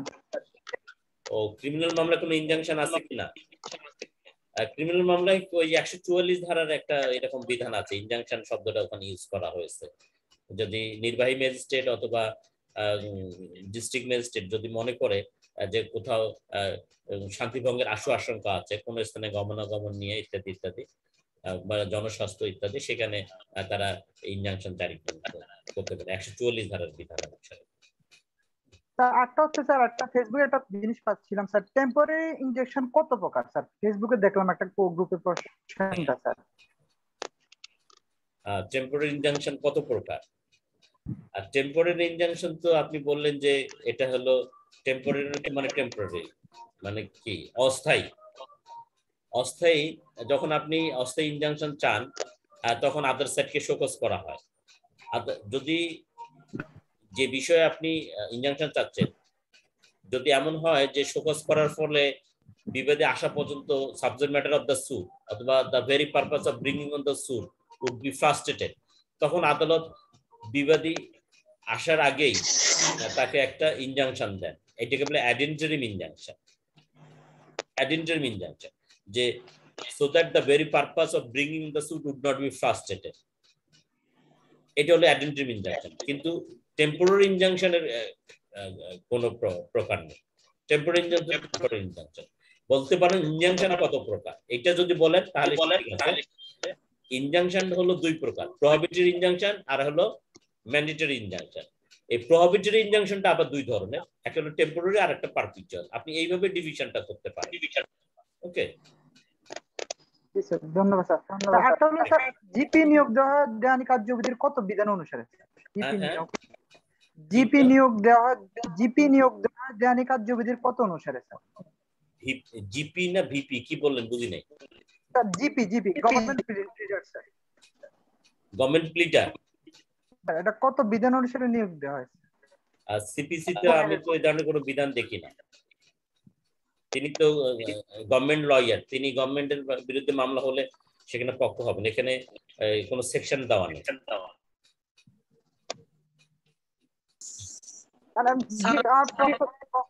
স্যার কোন বিধান অনুসারে ওনাকে নিয়োগটা দেওয়া হয় স্যার, মানে এরকম কিছু আছে কি? না না, এটা তো হলো উনি সরকারি স্বার্থ দেখেন। সরকারি যে সরকারি উকিলের কথা 2 এর 7 বলা আছে যে সরকারি উকিল সিভিল প্রসিডিউর কোডের 2 এর 7 সাবসেকশন 7 বলা আছে। এটা হলো সংজ্ঞা, সংজ্ঞা। কিন্তু ওইভাবে বলা আছে সরকারি উকিল স্যার 2015 তে সংজ্ঞা দেওয়া হয়েছে, কার্যবিধিতে 2015 তে। আর হচ্ছে নিয়োগ হচ্ছে স্যার 3 আদেশে, কৌশলী নিয়োগ 3 আদেশে। সেটা সাধারণ কৌশলী নিয়োগ, ওইখানে বলা হয়নি। উনি প্রশ্ন করছে যে গভর্নমেন্ট লিডার নিয়োগের ধারা। স্যার আপনার একটা প্রশ্ন আছে স্যার। হ্যাঁ জি আবু হানিফ থেকে। জি প্লিজ। জানি স্যার ফার্স্ট ক্লাস ম্যাজিস্ট্রেট যদি 5 বছর পর্যন্ত দণ্ড দেয় তাহলে আপিল করতে হয় জজের নিকট, কিন্তু বিশেষভাবে ক্ষমতা জেলা জজ না, শব্দটি ইউজ করবেন সেশন জজের নিকট। স্যার সরি স্যার, সেশন জজের নিকট যদি বিশেষভাবে ক্ষমতা বিচার করেন 7 বছর দণ্ড দেন, সেক্ষেত্রে আমরা খুব চমৎকার একটা প্রশ্ন উল্লেখ করছেন এবং জটিল, এর কোনো ইয়া নেই। এই বিষয়টি নিয়ে আমি আরেক জায়গায় আলোচনা করেছিলাম। এইখানে আপনাকে সিআরপিসি 408 ধারার বিধান অনুযায়ী সেশন জাজই করতে হবে। হ্যাঁ, এইটা ওইখানে বলা হয়েছে যে আপিল এগেইনস্ট কনভিকশন। হ্যাঁ, আপিল এগেইনস্ট কনভিকশন 408 ধারায় বলা হয়েছে। তো কোনো ফার্স্ট ক্লাস ম্যাজিস্ট্রেট অথবা জয়েন্ট সেশন জাজ যদি কোনো কনভিকশন দেয় তার বিরুদ্ধে সেশন জাজে করা যাবে, আপিল করা যাবে। কত বছরের কারাদণ্ড দিলে এই কথাটা কিন্তু কোনো উল্লেখ নাই 408 ধারায়। এতে আপনি নির্দ্বিধায় বলতে পারেন ফার্স্ট ক্লাস ম্যাজিস্ট্রেট 5 বছরের সাজা দেখ আর 7 বছরে দেখ, স্পেশালি ইম্পোর্ট হওয়ার পর এই 408 ধারার বিধান অনুযায়ী সেশন জাজে আপিল করতে হবে। জি স্যার ধন্যবাদ। স্যার আমার ছিল আরেকটা কোশ্চেন ছিল, সেটা হচ্ছে 74 ধারাতে খালাস বিরুদ্ধে প্রসিকিউটর কোথায় আপিল করবেন এবং কতদিনের মধ্যে? খালাসির বিরুদ্ধে কি বললেন? খালাসের বিরুদ্ধে পাবলিক প্রসিকিউটর মানে কতদিনের মধ্যে আপিল করবে? ও এটা 6 মাসের বিরুদ্ধে। 6 মাস। স্যার ওখানে 417 3 বলা হচ্ছে অভিযোগকারী করবে 2 মাসের মধ্যে, 60 দিনের মধ্যে, 60 দিনের মধ্যে, কিন্তু পাবলিক প্রসিকিউটর স্যার উল্লেখ নাই। ও এটা 6 মাসটা আছে আপনার ইয়াতে লিমিটেশন অ্যাক্টের প্রথম তফসিলের ইয়াটা আমি ভুলে গেছি। হ্যাঁ, অনুচ্ছেদটা ওইখানে আছে, এখানে নাই। জি স্যার ধন্যবাদ স্যার। জি, আপনি ওই লিমিটেশন অ্যাক্ট আপনার বাসায় থাকলে আপনি তফসিলগুলোর গিয়ে ধরেন ওই 150 বা 156 ওই দিকের আশেপাশে দেখলে পাবেন। 157 এই তো জানেন, তাহলে আমার পরীক্ষা নেওয়ার কি দরকার আপনার? আচ্ছা আমি ওখানে স্যার আমাদের সিআরপিসি স্যার উল্লেখ নাই, এজন্য বলতেছি তাহলে অভিযোগকারীটা উল্লেখ আছে কিন্তু উল্লেখ কেন? আচ্ছা ঠিক আছে, আমার পরীক্ষা কেউ নেবেন না কি? আসসালামু আলাইকুম স্যার। জি আসসালামু আলাইকুম স্যার। হ্যাঁ জি, পরিচয় দেন আপনার। স্যার আমি মারুফ চট্টগ্রাম বার থেকে বলছিলাম। হ্যাঁ প্লিজ। আমার দুই একটা কোয়েশ্চেন স্যার, দুইটা। হ্যাঁ জি। মানহানির জন্য যে ক্ষতিপূরণ মামলা, হ্যাঁ বলেন। ডিফেমেশনের কম্পেনসেশনের সুট কোথায় দায়ের করতে হবে স্যার? এটা বাংলাদেশে আইনজীবীর একটা বোগাস জিনিস করে, বুঝতে পারছেন? ম্যাজিস্ট্রেট কোর্টে বলে 100 কোটি টাকার ক্ষতিপূরণের মামলা করে। কিছুদিন আগে একটা ওই যে নাটকের বিরুদ্ধে এরকম মামলা হয়েছে না কুমিল্লা কোর্টে? জি স্যার। এগুলো হলো অল আর বোগাস, বুঝতে পারছেন? ম্যাজিস্ট্রেট তো ক্ষতিপূরণ দিতে পারে না। তাহলে বাংলাদেশের মানে বেশিরভাগ আইনজীবী এই জিনিসটা এই পর্যন্ত বুঝলো না যে ম্যাজিস্ট্রেটের কাছে হবে অপরাধের মামলা আর ক্ষতিপূরণের মামলা হবে সহকারী জাজ কোর্টে বা সিভিল কোর্টে। তারা কোন বিবেচনায় এই ম্যাজিস্ট্রেট কোর্টে ক্ষতিপূরণের, আমার 1 কোটি টাকার ক্ষতিপূরণের আমি মামলা করলাম, মানহানির মামলা করলাম? ইটস অল আর বোগাস, বুঝতে পারছেন? আপনি ওখানে 500 ধারায় আপনাকে মানহানির মামলা করতে হবে, তাহলে 2 বছরের কারাদণ্ডের বিধান আছে। আর আপনি যদি মনে করেন যে কেউ এমন কিছু প্রকাশ করছে বা এমন কিছু মানহানিকর বক্তব্য দিয়েছে যাতে আপনার কোম্পানির ক্ষতি হয়েছে, আপনার 5 কোটি টাকার প্রোডাক্ট আপনি বিক্রি করতে পারেন নাই, তাহলে আপনার ক্ষতিপূরণ চেয়ে আপনার দেওয়ানি আদালতে যেতে হবে। হ্যাঁ যৌতুক নিরোধ আইনে 3 ও 4 ধারায় স্যার মামলাটা কোথায় দায়ের করব স্যার? আর এটা বিচারিক আদালত কোন আদালত? এই যে এটা magistrate court, magistrate of first class, judicial magistrate আদালতে দায়ের করব স্যার? হ্যাঁ হ্যাঁ, সিআর কেস হিসেবে দায়ের করতে হবে। তারপরে এটা ট্রায়াল করবে ফার্স্ট ক্লাস ম্যাজিস্ট্রেট। স্যার এটা ট্রায়ালটা করবে কে, কোন আদালত বিচারটা? এই যে বললাম সিনিয়র জুডিশিয়াল ম্যাজিস্ট্রেট।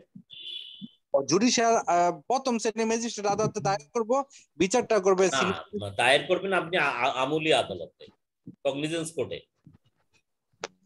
আমলি আদালত স্যার কোনটা?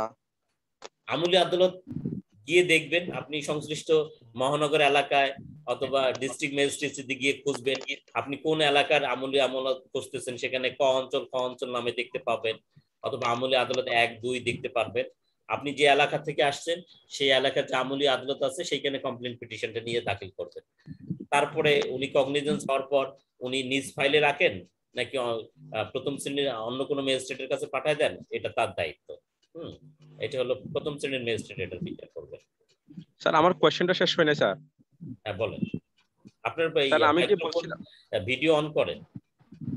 ও হ্যাঁ হ্যাঁ বলেন, আপনার প্রশ্নটা কি ছিল? আর স্যার এখন সিভিল সুটে মামলা করতে গেলে যা স্যার ওই ক্ষতি নিয়ে আমি কত ধারে মামলা করব, কোন আইনের কত ধারে মামলা করব স্যার ক্ষতিপূরণের জন্য? ক্ষতিপূরণের জন্য আপনি মামলা করতে পারবেন কোন আদালতে সেটা সম্পর্কে সিপিসির 19 ধারায় বলা হয়েছে। আর এটা যেহেতু dispute of civil nature, section 9 অনুসারে আপনি সিভিল কোর্টে মামলাটা করতে পারবেন।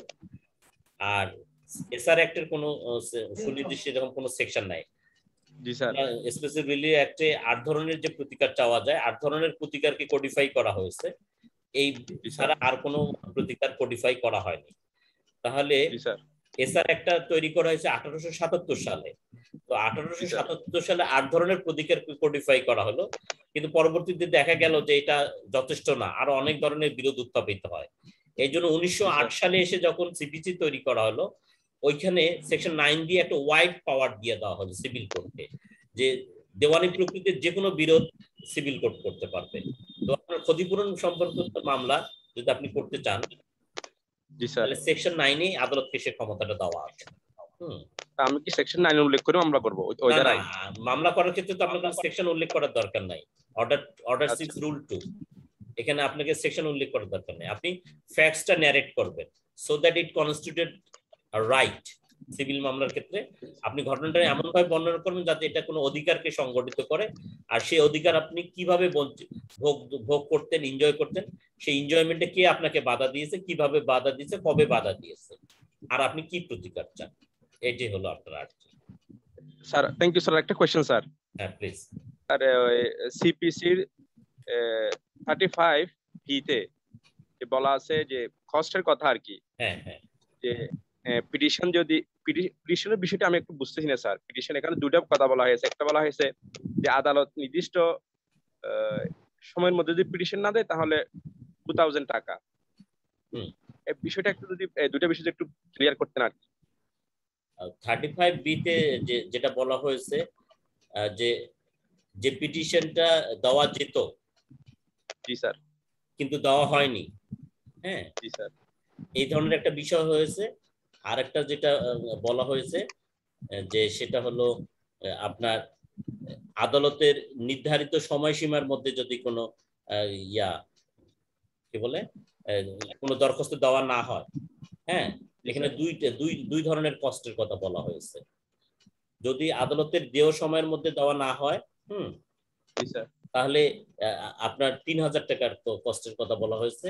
আর আপনি যেটা বললেন যে জবাব দাখিলের কি বলছে, জবাব দাখিলের পর সেটা হলো 2000 টাকা। সেটা হলো 2000 টাকা।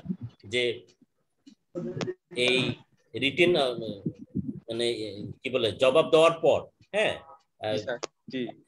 যদি আদালত কোনো সময় নির্ধারণ করে দেন যে আপনি এই 10 দিনের মধ্যে একটা দরখাস্ত দিবেন, 15 দিনের মধ্যে এই দরখাস্তটা দিবেন, সেই দরখাস্ত যদি আপনি আদালতের দেয় সময়ের মধ্যে না দেন, তাহলে আদালত 2000 টাকা খরচা না দিলে সেটা শুনানিতে নেবেন না, সেটা খরচা হলো 2000 টাকা।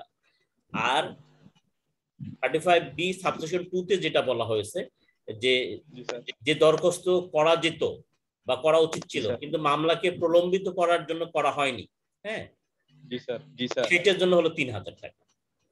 সেটার জন্য 3000 টাকা। যেমন ধরেন আপনি মামলাটা পিএইচে আসছে, পিএইচে আসছে, এখন হঠাৎ করে আপনি বললেন যে আপনি একটা আরজি সংশোধন করতে চান, তাহলে এইটা এই ইয়াতে পড়ে যেতে পারে যে আপনি মামলাটাকে লিঙ্গারিং করতে চাচ্ছেন। এইটা তো আপনি আগেই দিতে পারতেন, হ্যাঁ, যে দরখাস্ত করা উচিত ছিল বা করা যেত, কিন্তু মামলাকে প্রলম্বিত করার জন্য করা হয়নি। তখন এই 35B সাবসেকশন 2 অনুযায়ী আদালত আপনার 3000 টাকা খরচা নির্ধারণ করতে পারে। আর 35B সাবসেকশন 1 এ যে খরচাটার কথা বলা হয়েছে সেটা মামলার যে কোনো পর্যায়ে, যে কোনো পর্যায়ে ওইটা আদালতে দেওয়া সময়ের পর, হ্যাঁ, যদি আদালতের নির্ধারিত সময়ের মধ্যে যদি আপনি কোনো ইয়া না করেন, দরখাস্ত না দেন, তাহলে সেক্ষেত্রে 2000 টাকা খরচা নির্ধারণ করতে পারে। এটা বলা হয়েছে। Thank you sir. একটা কোয়েশ্চন। হ্যাঁ বলুন। রিটেন অবজেকশন এবং রিটেন স্টেটমেন্টের মধ্যে পার্থক্যটা একটু যদি বলতেন। রিটেন অবজেকশন আর রিটেন কি বললেন? Written statement. রিটেন স্টেটমেন্ট হলো, এটা হলো মামলার ক্ষেত্রে এই শব্দটা প্রযোজ্য হয়, অর্থাৎ সিপিসি সেকশন 26 এ বলা হয়েছে যে suit shall be started with the presentation of claim। একটা মামলা অবশ্যই আরজি দাখিলের মাধ্যমে শুরু হতে হবে। তাহলে যে বিচারিক কার্যধারাটা আরজি দাখিলের মাধ্যমে শুরু হয় সেটাকে সুট বলে। এই সুটের যে রিপ্লাই নেওয়া হয়, এই আরজি যেটা করা হলো, এটার প্রেক্ষিতে বিবাদীর যে বক্তব্যটা নেওয়া হয় সেটাকে বলা হয় রিটেন স্টেটমেন্ট। এটা হলো written statement. Are written objection হলো যে সাধারণ মিসকেসগুলোতে বা কোনো ইন্টারলোকুটরি পিটিশন, যেমন ধরেন অস্থায়ী নিষেধাজ্ঞার ইনজাংশন পিটিশন দিলেন, অথবা আপনি মনে করেন লোকাল ইনভেস্টিগেশনের প্রেয়ার দিলেন, সেখানে যে আপত্তিটা দেওয়া হয় ওইটা হলো রিটেন অবজেকশন। ওইটা হলো written objection. Thank you sir. Thank you. আসসালামু আলাইকুম স্যার। স্যার রবিউল আলম বলছিলাম ঢাকা বার থেকে স্যার। হ্যাঁ স্যার, ওই যেটা স্যার এনএ অ্যাক্টের মামলায় যখন স্যার কোম্পানির বিরুদ্ধে হয় স্যার, 140 এর সাথে কি স্যার 138টা অ্যাড করতে হয় নাকি স্যার শুধু 148 দিলেই হবে স্যার? আরেকটা প্রশ্ন ছিল স্যার, 138 140 138 আর 140 দুটো অ্যাড করব নাকি শুধু 140 হবে স্যার? না, এই একটা কোশ্চেন স্যার। বলেন। হ্যাঁ জি বলেন। আরেকটা হচ্ছে স্যার যে অ্যাপ্লিকেশন আর পিটিশনের মধ্যে কোনো পার্থক্য আছে কিনা স্যার? আচ্ছা ঠিক আছে, লেট মি সে। এই আপনার কোম্পানির বিরুদ্ধে যখন মানে চেক ডিভিশনের অফেন্স হবে, এই মামলাটার সেকশন হবে 138 ধারা, 140 ধারা, এখানে 138 ধারা এই মামলাটা হতে হবে। আর আপনি অ্যাপ্লিকেশন এবং পিটিশনের যে পার্থক্যটার কথা বলছেন, অ্যাপ্লিকেশনটা হলো যেখানে কোনো রাইট নির্ধারিত হয়, যেমন ধরেন temporary injunction, application of temporary injunction, হ্যাঁ, এটা হলো অ্যাপ্লিকেশন। বাট পিটিশন হলো যে আপনি কোনো কিছু একটা আবদার করতেছেন আদালতের কাছ থেকে, হ্যাঁ, যেমন আজকে মুলতবি চাচ্ছেন, হ্যাঁ, এটা হলো পিটিশন। যেমন টাইম প্রেয়ার বলে, টাইম পিটিশন আমরা বলি, যে আজকে আপনি মামলাটা করতে চাচ্ছেন না, একটা অ্যাডজমেন্ট চাচ্ছেন, বা আদালতের কাছে একটা আদেশ চাচ্ছেন, এটা হলো পিটিশন। আর অ্যাপ্লিকেশন আমরা সেটাকে বলি, যেমন ধরেন স্টেট টেনেন্সি অ্যাক্ট 1950 এর সেকশন 96 এর অনুযায়ী আপনি প্রিএমশন যে দিলেন, এটা হলো অ্যাপ্লিকেশন, কারণ এখানে একটা রাইট নির্ধারিত হবে যে আপনি প্রিএমশনটা অ্যাপ্লাই এক্সারসাইজ করতে পারবেন কিনা। এই ধরনের পার্থক্য আছে, যদি আপনি পার্থক্য করতে চান আর কি। জি স্যার, ধন্যবাদ। Thank you. Okay, thank you.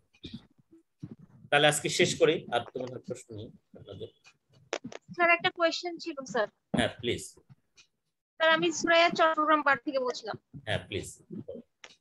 Sir CrPC তে সার্চ ওয়ারেন্টের কথা 103 এ বলা আছে, কিন্তু স্যার 98 সেকশন 96 এ দেখছি ওখানে বলা আছে হচ্ছে 94-95 এ যে জিনিসগুলা, ওখানে 94-95 বলা আছে কোনো বস্তু বা চিঠিপত্র এগুলো হাজিরের কথা। তো ওখানে 96 বলা হচ্ছে যে 94-95 যে জিনিসগুলোর কথা বলা আছে ওগুলা যদি হাজির না করে তাহলে সিজিএম সিএমএম অথবা ডিস্ট্রিক্ট ম্যাজিস্ট্রেট তল্লাশি পরোয়ানা জারি করতে পারে। তাহলে কি তল্লাশি পরোয়ানার কথা কি 96 বলা হবে নাকি 103 বলা হবে? 103 তো নয়, 103 না, 103 হলো যে আপনার ইয়া কিভাবে করা হবে, এই সার্চটা।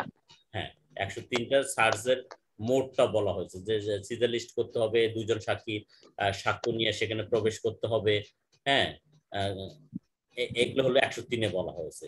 আর এক্স্যাক্টলি 96 ধারার কথা যেটা আপনি বললেন সেটা হলো যে সার্চ ওয়ারেন্ট, কোনো একটা জেনারেল কোনো একটা বাড়িতে ধরেন কোথাও জাল নোট তৈরি হয়, অথবা সেখানে খারাপ বইপত্র ছাপানো হয়, অথবা অন্য কোনো ধরনের জাল দলিল তৈরি করা হয়, অথবা স্ট্যাম্প তৈরি করায়, সিল তৈরি করায়, সেখানে পুলিশ সার্চ করতে চায়। সেই সার্চটা হলো 96 ওইখানে সার্চ ওয়ারেন্ট ইস্যু করতে পারবে আদালত। আর সার্চটা কিভাবে করতে হবে সেইটা বলা হয়েছে 103-এ, যে দুইজন সাক্ষীর মানে গণ্যমান্য ব্যক্তি নিয়ে ঢুকতে হবে, তারপরে এর একটা সিজার লিস্ট তৈরি করতে হবে, এবং সেটা যার বাড়ি বা স্থানে স্থাপনা তল্লাশি করা হলো তাকে দিতে হবে, কপি দিতে হবে, এগুলো বলছে। আদাব স্যার। আদাব স্যার, আর একটা কোশ্চেন ছিল স্যার। জি না দাঁড়ানো, উনি আপনি কি স্যাটিসফাই হয়েছেন এই চিটাগং থেকে যিনি বলতেছিলেন? জি স্যার। স্যার আমার একটা কোশ্চেন ছিল স্যার। হ্যাঁ প্লিজ। স্যার অর্থঋণ আদালতের মামলা কোথায় দায়ের করতে হবে স্যার? অর্থঋণ আদালতের মামলা তো যুগ্ম জেলা অর্থঋণ আদালতে দায়ের করতে হবে, যার বিচারক হলেন যুগ্ম জেলা জজ। কগনিজেন্স কি উনি নেবেন? এখানে তো কগনিজেন্স নাই, এটা তো সিভিল মামলা। জি স্যার, এখানে কোনো কগনিজেন্স নেই। আসসালামু আলাইকুম স্যার। আসসালাম স্যার, আমি আব্দুল্লাহ কাপি স্যার, বগুড়া বার থেকে বলছিলাম। হ্যাঁ প্লিজ। জি স্যার, আজকে আলোচনা শুনছিলাম, আমি খুব ভালো লাগতেছিল আপনি আলোচনাটা অনেকগুলো, এই জন্য শুনছিলাম আর কি স্যার। ধন্যবাদ আপনাকে স্যার। তো আমার প্রথম একটু জানা বিষয় স্যার, আমি একটা লিঙ্ক থেকে পাইলাম, যে লিঙ্কে আর কি জুমে দেখলাম স্যার, জুম দেখে আমি প্রবেশ করলাম। প্রবেশ করে আপনার আবার আপনার আইডি দেখলাম, চেক, খুব ভালো লাগলো যে আপনি আসছেন। একটু প্রথমে আপনি একটু মানে একটু পরিচয় যাচ্ছিলাম, আর এইভাবে ক্লাস কখন নেন বা কিভাবে নেন, বা মানে আমি আসলে কিছু অবগত না স্যার, একটু জানার ইচ্ছে স্যার। ও, আমরা এই যে মানে আপনাদের ভাইবা পরীক্ষার্থীদের আছেন আপনারা যারা, এদের জন্য আমরা দুইটা গ্রুপ করছিলাম। প্রথমে আমাদের প্ল্যান ছিল যে আমরা সপ্তাহে 1 দিন বা 2 দিন আপনাদের একটু ফ্রি ক্লাস করাবো। তারপরে আপনাদের একজন পরীক্ষার্থী কি একটা বিষয়ে একটু খারাপ মন্তব্য করার কারণে এই প্ল্যানটা আমাদের নষ্ট হয়ে গেছে, বা আর করা হয়নি। 2টা ক্লাস আমরা করেছিলাম।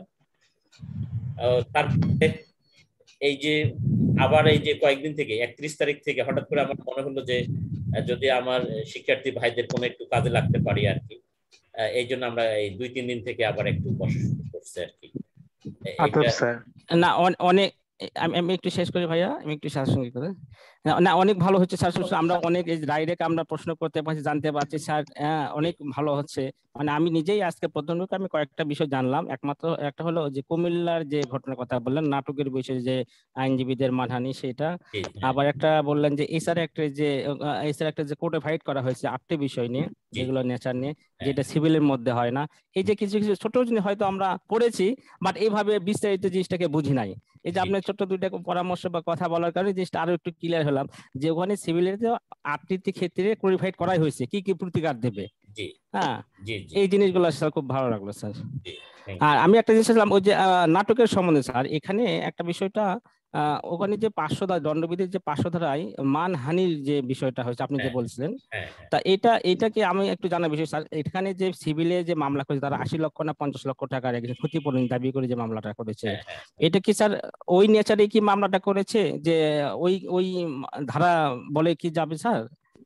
না, 500 ধারা হলে স্রেফ আপনাকে বলতে হবে আপনাকে ডিফেম করা হয়েছে, সিম্পলি এতটুকুই। এখানে কোনো ক্ষতিপূরণ শব্দ উচ্চারণ করার দরকার নেই আপনার। মানে বাই মানে publication this news or by doing this act he has defamed me, he has committed the offence. এটা তিনি আমার বিরুদ্ধে আমাকে মানহানি করছেন, সিম্পলি এতটুকুই যথেষ্ট। আপনাকে আবার ক্ষতিপূরণের কথা এখানে বলার নাই, যেটা সারা দেশে আমরা আইনজীবীদের মধ্যে এটা দেখতে পাই। আমার কাছে এটাই স্যার আমার মাথায় কাজ করছে। আপনি একটা বলেছেন, খুবই মাথায় ভালো লাগে স্যার। আজকে আমি সারা জীবনে এটা আমার মনে থাকবে স্যার, এটা যে এখানে তো অপরাধ, এই ফৌজদারিতে একটা অপরাধ, এখানে তো আপনার স্যার ক্ষতিপূরণ না, এটাই তো কাজটাই হলো অপরাধের বিরুদ্ধে আপনার দণ্ড দেওয়া। আর ক্ষতিপূরণ এসে যারা সেটা সিভিলের 19 ধারাইতে বলছে যে আপনি ক্ষতিপূরণ কি কি করতে পারবেন। এই যে স্যার এটা অনেক বড় একটা বিষয় জানলাম স্যার, যেখানে আপনি দণ্ডবিধিতে মানহানি করেও থাকে সেখানে অপরাধ তার ওই কিছু দণ্ড হবে, বা সেখানে ক্ষতিপূরণ তো দেবে না, ক্ষতিপূরণ তো দেবে না। ক্রিমিনাল কোর্ট তো ক্ষতিপূরণ দেওয়ার কোনো সুযোগ নেই তাদের। না স্যার অনেক বড় বিষয়টা স্যার, আজীবন মনে থাকবে স্যার এটা। আর একটা স্যার আমি নেক্সট টাইমে আমি কিভাবে পাবো স্যার এই লিংকটা আপনার, যে হয়তো আমি ভাইবা পরীক্ষার্থী স্যার, কবে আমি ভাইবা পরীক্ষার্থী স্যার, আমার পরীক্ষা 52,000 সিরিয়াল আছে স্যার, হয়তো 20-22 তারিখের দিকে হবে স্যার আর কি। আমাদের শুনেন, আপনারা কালকে আমাদের একটা আইনজীবী প্রশিক্ষণ কর্মশালা চলে শুক্রবার শনিবার, এই 2 দিন আপনাদের সঙ্গে আমি বসতে পারবো কিনা আমি শিওর না, তবে হয়তো আবার রোববার যেহেতু আমার কোনো কাজ নাই সন্ধ্যার পর অফিস আদালত করার পর, তখন হয়তো আমি আবার বসতে পারবো। হ্যাঁ মানে আমি এই লিংকটা কিভাবে স্যার আজকে স্যার পাইছি, একটা গ্রুপের মাধ্যমে পাইছি, গ্রুপে দেখে আমি প্রবেশ করেছি, বাট আমি ডাইরেক্ট কিভাবে পাবো স্যার? ইয়াতে আমাদের যে গ্রুপ আছে বার ভাইবা প্রিপারেশন নামে 2টা গ্রুপ আছে, ওইখানে পাবেন, লিংক দেওয়া থাকে, অথবা লিংক তো অনেকে জানে, লিংক পাসওয়ার্ড, হ্যাঁ লিংক আপনি লিংকটা লিখে রাখতে পারেন। জি স্যার প্লিজ স্যার। 2499 24 হ্যাঁ 2499 99 1536 2499 আচ্ছা 47 2499153647 আর পাসওয়ার্ড হলো 1234 P password 1234। Thank you sir. আর আপনি কোথা আপনি একটু মানে কিছু মনে করছেন পরিচয়টা দেখলাম, এটা যেহেতু ইউটিউবে যাবে আমার পরিচয়টা না দেওয়া ভালো হবে, বুঝতে পারছেন আপনি আমার প্রোফাইল? জি স্যার, হ্যাঁ প্রোফাইল দেখেছি স্যার, আমি প্রোফাইল দেখেছি, দেখে আমি মূল গুরুত্বপূর্ণ আলোচনা। আচ্ছা প্লিজ, ঠিক আছে, thank you sir, thank you জি, আসসালামু আলাইকুম। স্যার আসসালামু আলাইকুম।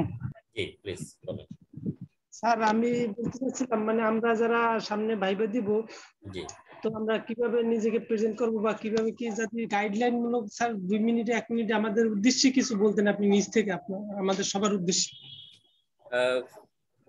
মানে আজকে ডিটেইলস আমি করতে পারবো না, আজকে অনেকক্ষণ যাবত আমি বসে আছি, তবে হ্যাঁ যে আপনারা যেটা করবেন মানে সুন্দর পরিপাটি পোশাক পরে যাবেন, পারমিশন নিয়ে ঢুকবেন, তারপরে পারমিশন নিয়ে বসবেন, যখন উত্তর দেবেন সকলের দিকে তাকায় কথা বলবেন, কোনো বিষয়টা যদি না জানেন তো সিম্পলি না বলবেন যে স্যার ঠিক আমি এটা মনে করতে পারছি না এই মুহূর্তে।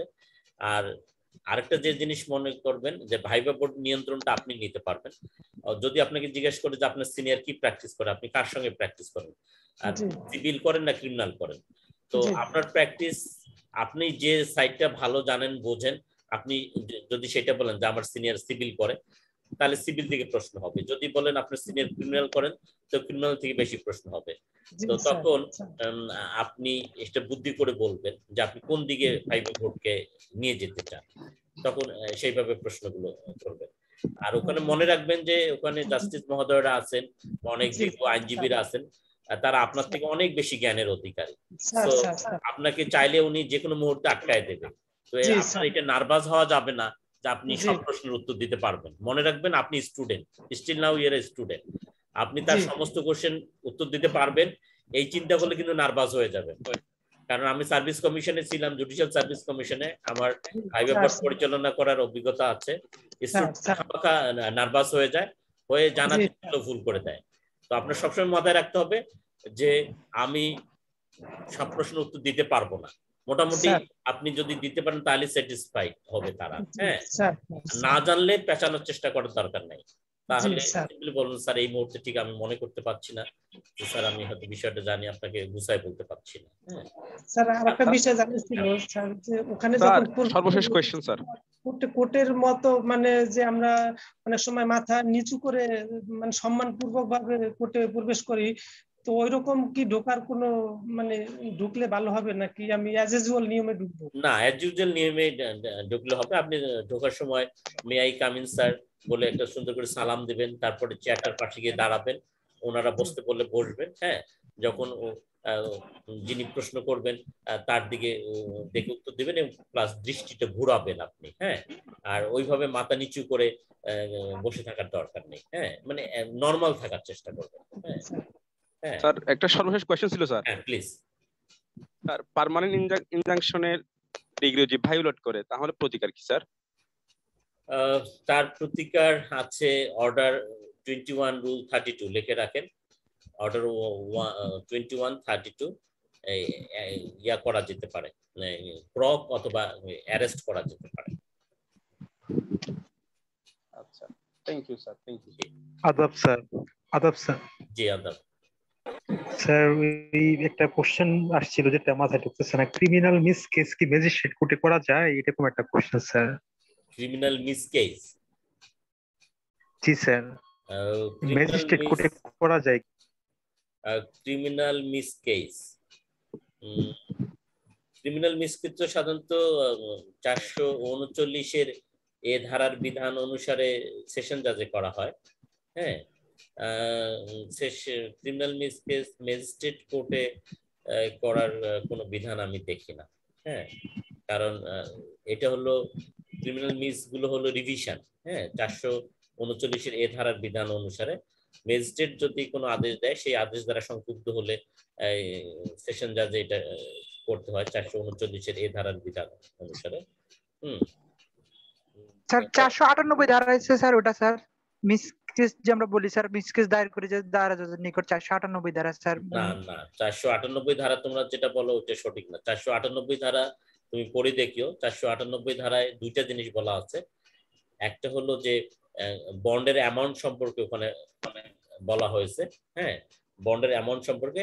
আর একটা হলো যে বেইলি অ্যাডমিট করার ব্যাপারে বলা হয়েছে, যেটাকে তোমরা অ্যান্টিসিপেটরি বেইল বলো। হ্যাঁ, এই দুইটা জিনিসের কথা বলা হয়েছে ওইখানে। 498 ধারায় কোনো মিস কেসের কথা বলা হয়নি। 497 কি স্যার?